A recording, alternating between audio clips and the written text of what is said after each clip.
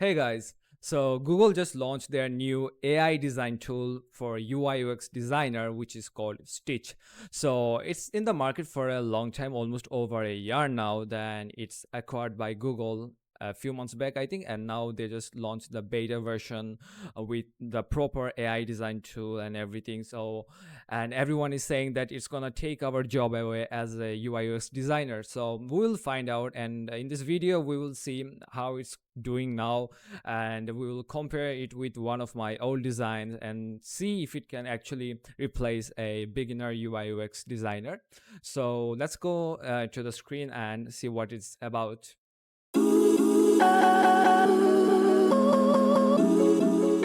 So here is, I've already opened Stitch on my browser. You can find it on stitch.withgoogle.com. And if you see on the left side, you can see that I've been using it for a long time, almost May 2025. And back then it was okay compared to the other AI design tools, but it wasn't in that level it's now. So we will just skip that and go to a new project, and we will try to design it.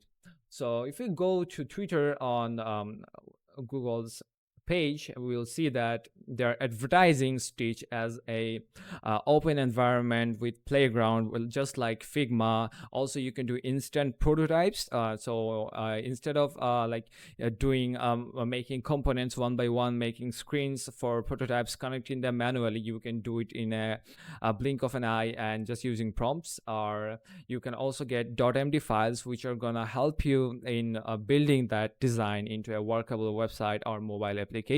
You can use Claude, other AI tools, or you can just manually design it yourself. And what else? Also that it uses voice commands, so we will also try to use it and see.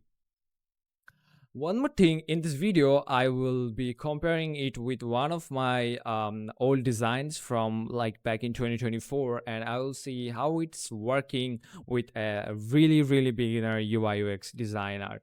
So let's go, and you can see here is our Stitch, and I'll show you the design first. So it's a car rental app where you can rent car from anyone, like just like in Uber you can rent your car and someone can book your car. So the screen we will be working today is the home screen, so we will just copy it and paste it here. So if you see the home screen here, it's not very good. The shadow, the color selection, everything is really bad, but it was just when I started designing properly UI UX design. So you can see that there is a location section in the app bar where I can like change my current location. I can search cars. There are categories. There are cars that are near me, and then we have our top rated cars. So if you were just opening a car rental app in a new area, what you would like to see is that the cars near you, all the categories and everything. So it worked fine UX wise, not UI wise. So let's see what Stitch does in designing a car rental application. So we will go there, and this is our prompt area. So we will just write design me a car rental app where users can rent car. Okay, that makes no sense, but yeah. I want a modern design layout, and also try to take Apple's design system as inspiration, and then we'll give it the primary color. So use green as the primary color. And I will just start here. I will think that it's someone who's not a proper UI UX designer is using this for vibe design. So yeah, let's go straight and in the designing, but we'll change to thinking with pro, and then we'll just start it. So it's loading. So now we are in our design playground. You can see that on the top left side, it's like creating the designs, and we will see what it gives us.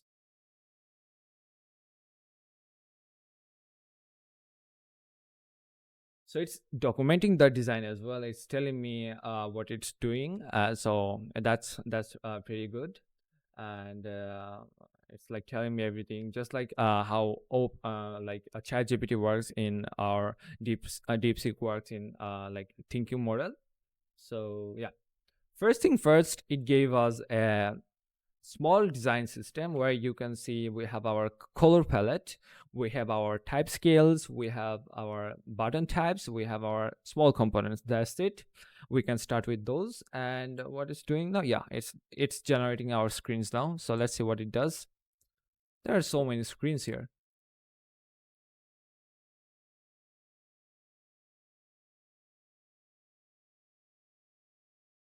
So guys, here are the designs it gave me. You can see there are 4 screens in total. So let's start with the home screen. What we have here, we have a app bar with a hamburger menu, just like we see in responsive mobile design. We don't usually see these in app design. So you have something like a website landing page. You have your header, then you have your location selector, and then you have your categories. Then you'll have oh my god, this is so bad. Like it looks like a broken responsive design. And let's try to use their prototype feature. So I will click on it and right click on it, and you can see that here is somewhere, yeah, instant prototype. You will try to use it. Let's see. Okay, it's creating the prototype here. Oh no, here. Okay. So here is our app for a car rental platform. So where is the car? Like find your next adventure. No, it's that's not how a good designer's gonna design a app home screen for car renting. But you have your app bar, bottom navigation bar here, and then you have your location selector, you have your categories, and then you finally have the car. And this is like really bad. You can see that the cards are like in round, the buttons are in round shape, but the picture is image is in square shape. Then you have something else. This is not broken, this is broken. Why? I don't know. But this one is pretty good. It shows the car name, the rating, but there is no numbers. We like it looks like it got 1 star rating, and then the horsepower, the seats, and everything, pricing. That much it works. So if we go to our design, our basic design, what we had the car title. I mean the name of the car. We had the price, and then we just saw what are the like distance from my location. But this one is not showing anything like that. Yeah. And what else? And yeah, so we'll go back to our canvas, and if we go to car details section, you can see that it's showing the name. You can add it as favorite, and then you have your car image. But look, just look here how it's giving me the price. You can't even see it. So that's a really bad UX thing.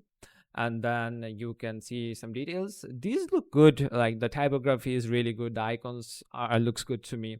The cards and everything. Yeah, this portion looks good. Also, the reveal looks good. The location, pickup, and everything. This part looks good to me. But again, you can see the total price and everything. That's broken. That's broken.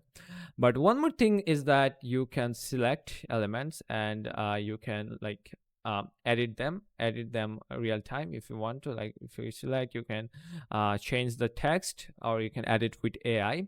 And what are the other things here, Mark? How does it work? I don't know. Oh yeah, it's a bit slow for now. I think it's also blurred away. I'll go to selection. Can I delete? Oh, it's gonna delete the whole screen. Undo, undo, undo. Okay. I don't know why it's working a bit slow here. Oh yeah, you can cut it from here. Okay. Then we have our direct edit. Oh yeah. Now we are in component mode, I think. But again, it's only letting me select the text, not the cards. Why? Yeah, why? I don't know why. But yeah, so we'll go design system. We can see that we have our Yeah, this is a good thing. Like, this is really good. We have the theme for both dark and light theme. We have our colors and everything. We have our type scales. We have our font. They're using Inter, and you have our design MD file, which is good for developers. Fine. And yeah, I'm gonna go back to the screens, and you have some other screen with my rentals. Okay. Yeah. From this page, I think you can find out that what cars you have booked so far. Yeah. And now, okay, so if we compare the car detail screen with my screen, where we have the detail screen, yeah, you can see there is an image. There are a few images of the car, and here we only have one image of the car. Okay. Then we have ratings, we have location, we have some other details, and then we have descriptions. And lastly, you have price. Okay. And yeah, we have reviews as well. So that's the comparison. If we look at the visuals, I'm gonna say this one looks really good. This one looks cleaner than mine. But if you think about human psychology and user experience, I'm gonna say this one is way better than the one the AI did, because we have already discussed like what we need and what we don't need, and also the broken AI that should be fixed. And I think after that we can call it a proper design tool, because you can see the cards look cut out from here. Yeah, it's cut out on the left side. And what else, this image and everything. And lastly, we have a calendar from where I think you can, yeah, you can confirm your booking. I really like this page. I really like this page. Like, you can select your date, you can select pickup and drop time, you can see the car details. Yeah, this section looks really good. Like, a good designer would like be careful while designing this section. The booking screen looks really good, but the home screen and the detail screen needs some fix, and I think we can fix it if we give prompts one by one. But for now, I guess this is all we did with the new Stitch. And there I'm not gonna say that it's already ready to take jobs away, but yeah, it's gonna take away jobs for from beginner designers. So you have to level up fast with these growing AI tools. And after that, I think we will see what Google does with the upcoming updates. So we will wait for it, and I will try to spend some more time on learning how Stitch works, how to do better designs using this tool. And I'll be back with a new video with you guys after I'm done finding out myself. So yeah, see you in another video.